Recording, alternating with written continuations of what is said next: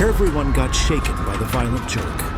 The plane literally slammed into the runway, too fast, too steep. It bounced once, then flipped upside down in a fireball. Passengers were trapped, smoke pouring in, screaming for their lives. To anyone watching, it looked like no one could have survived. But what happened next shocked even the investigators.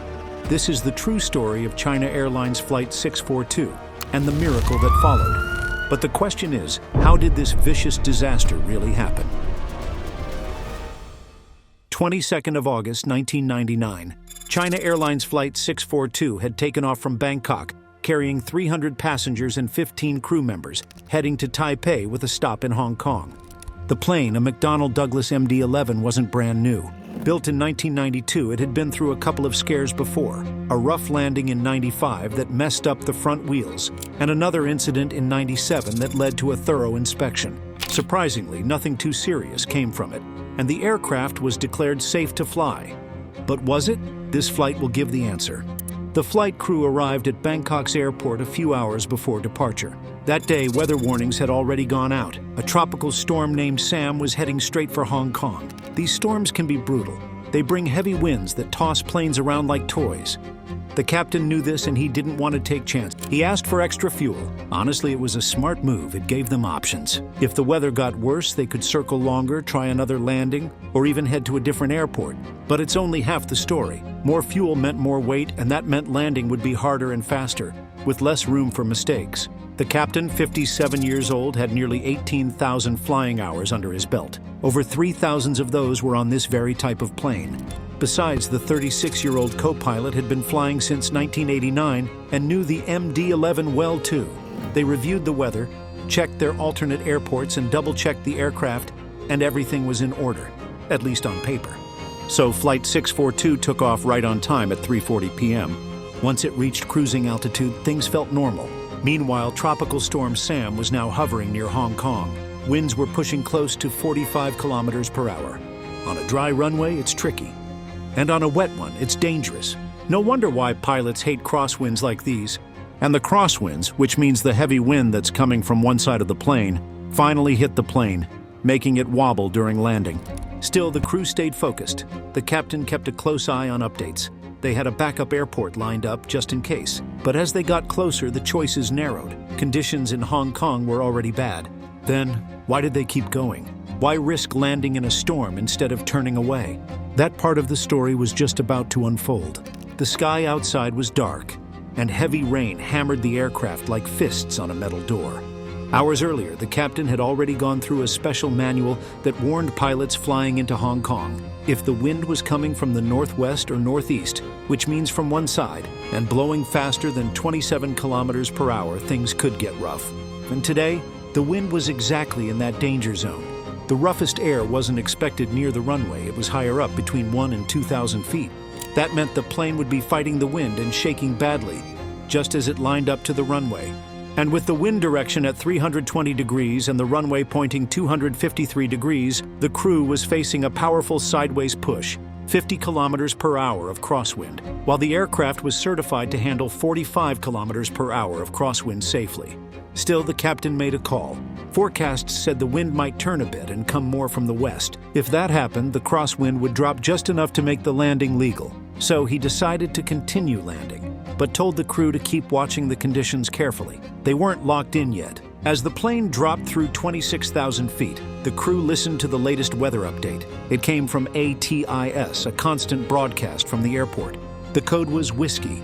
The report wasn't good. It was too windy. Visibility was down to just 1,400 meters with heavy rain, and there were low clouds. Minutes later, another update came in, this time coded X-ray, and the news got worse. Winds had changed slightly, now coming from 300 degrees at 64 kilometers per hour. Besides, visibility had dropped to 800 meters. That's the minimum distance they needed to even try landing. Anything less and they'd have to abort. But for now, it was still possible. Even on the radar south of the city, a massive storm cell appeared, the kind of red blob pilots don't mess with. So they asked for permission to swing north away from the worst of it. A TC gave them permission. They dropped further in altitude and started heading for a safer approach path. But then came a mix-up. The co-pilot noticed something. While they had been getting ready to land on runway 25 left, they were actually cleared for runway 25 right. That may sound small, but with only minutes to spare, they had to reset the instruments, change frequencies, and update their landing plan fast. The new path pointed them toward a location called Waypoint MANGO.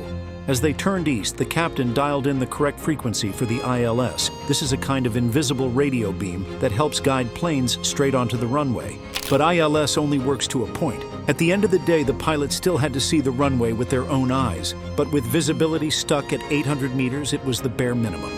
At 8,000 feet, the plane entered even more chaos. Sheets of rain slammed into it, the wind rocked it violently, and lightning cracked all around. The crew turned on the anti-ice system and set the brakes for landing.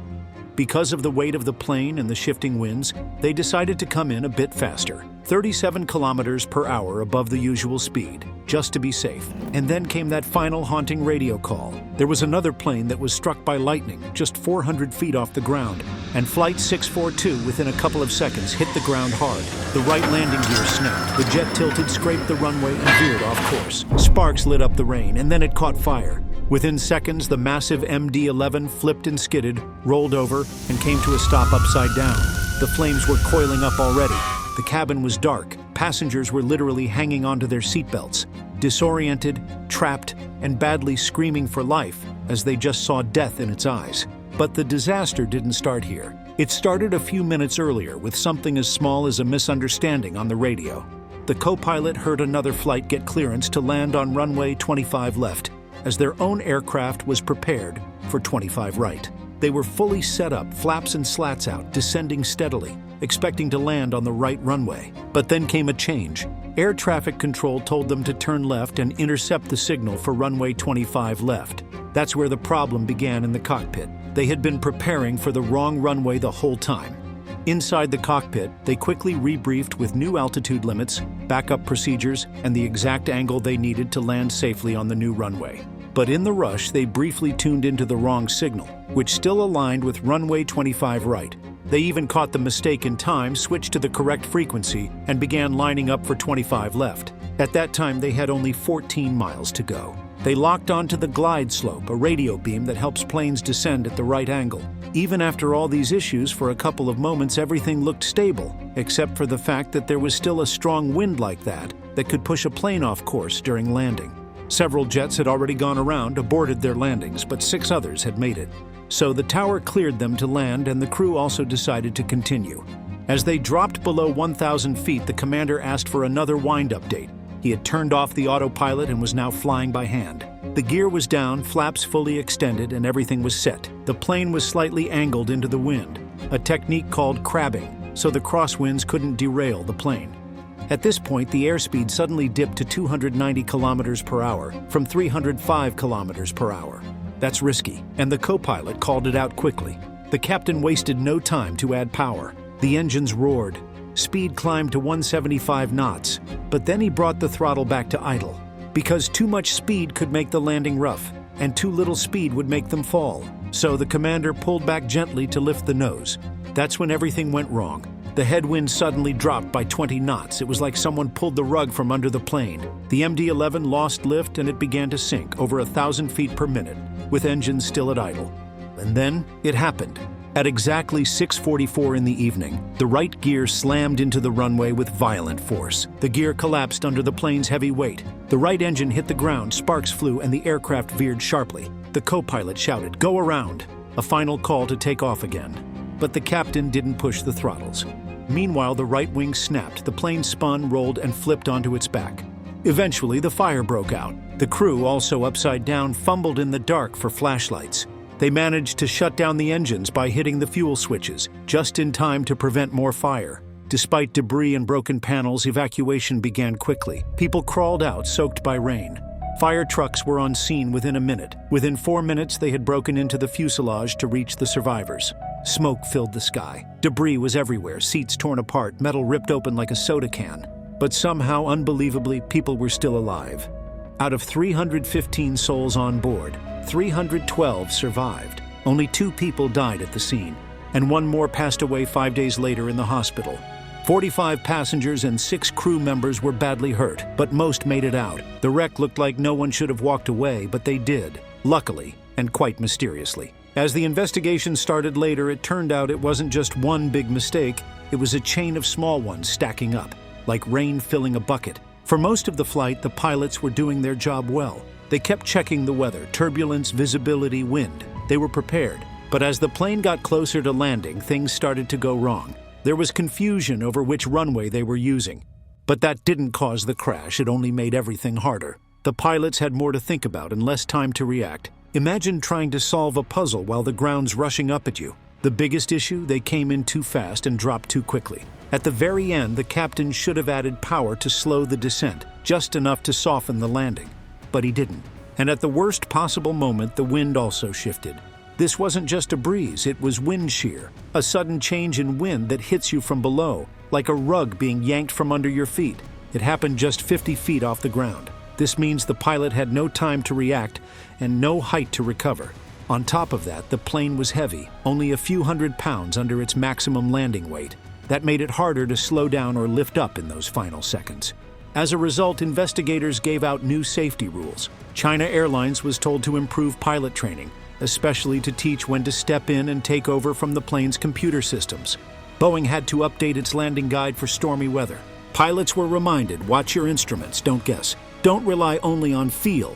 Of course, all this is easy to say after the fact. From the ground, everything seems clear. Up in the air, in a storm with alarms blaring and seconds ticking down, it's pure chaos. But what made this story even more unreal? It was caught on video. The world watched the crash happen, frame by frame. And when the smoke cleared and the survivors walked out, nobody could believe what they were seeing. And yet, deep down, there's one haunting thought that won't go away. If they'd done just one thing differently, would this crash have never happened at all? What do you think? Who, or more particularly, what mistake do you think is the main culprit for this disaster? Share your view in the comment section. And for more updates on the aviation disasters and Mayday situations, subscribe to this channel and hit the bell icon. Until we meet, fly safe.